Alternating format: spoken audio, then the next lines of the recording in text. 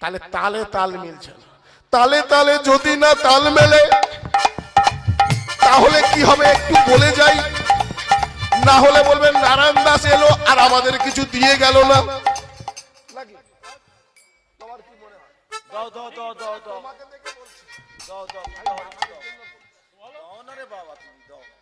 তালে যদি না তাল মেলে তাহলে কি হয় একটু বলি।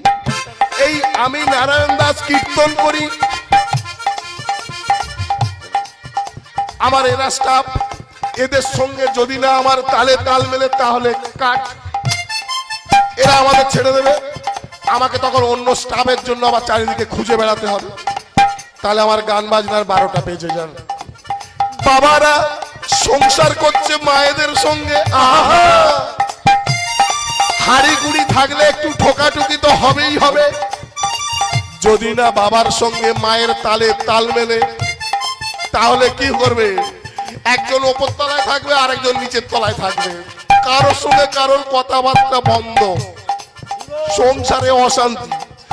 এখন এই যে নতুন নতুন ছেলে মেয়েরা বিয়ে করেছে, এই দেখুন বাবা আমি বলে যাই আমার ঘটনা একটু, আমার ছেলেও অ্যাডভোকেট বৌমাও অ্যাডভোকেট, এরা প্রতিদিন খালি ফোনে একটাই এদের আলোচনা কি, খালি ডিভোর্সের আলোচনা, কে কটা কেস লড়তে পারবে, খালি এই এদের কম্পিটিশন। কেন হচ্ছে, ছেলের সঙ্গে যদি না মেয়ের তালে তাল মেলে তাহলে আলিপুর কোর্ট খোলা আছে, ডিভোর্স কাট, তালে যদি না তাল মেলে একটা বাড়িতে 4টে উনুন জ্বলে, কেন গো এক বাবার 3 ছেলে, কারোর সঙ্গে কারোর তালে তাল মেলে না, একটা বাড়িতে 8টা গ্যাস সিলিন্ডার, প্রত্যেকের ডবল ডবল, বাবা মাও আলাদা 3 ভাইও আলাদা।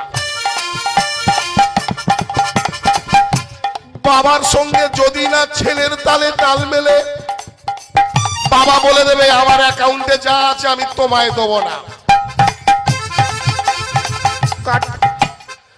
তালে তাল মেলাতে মানে ভগবানের সঙ্গে যদি না ভক্তের তালে তাল মেলে, এদিকে মারছে এদিকে মারছে, কি করে হবে, সমান তালে তাল চলতে হবে। আরো অনেক কিছু বলার আছে, বললে আর আমার গাড়ি এখান থেকে বার হবে না, মাথা খারাপ। নিত্যানন্দ জগৎ গুরু গৌরবাঞ্ছা প্রভু কল্পতরু, হরি বল। নিত্যানন্দ জগৎ গুরু গৌরবাঞ্ছা প্রভু কল্পতরু, আমার নিত্যানন্দ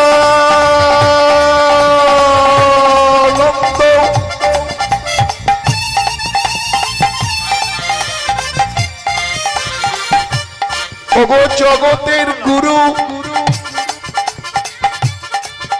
আজ আমার মহাপ্রভু এখানে এসেছে, পঞ্চতত্ত্বকে এই বৈষ্ণব ঠাকুর আমন্ত্রণ করে এনেছেন, এখানে অধিবাস হয়েছে। আপনারা কত কষ্ট করে এই ছেঁড়া চটে বসে আছেন, তাহলে তো কিছু চেয়ে নিয়ে যেতে হবে। কার কাছে চাইবেন? একজনই আছে বাঞ্ছা কল্পতরু, কে গো?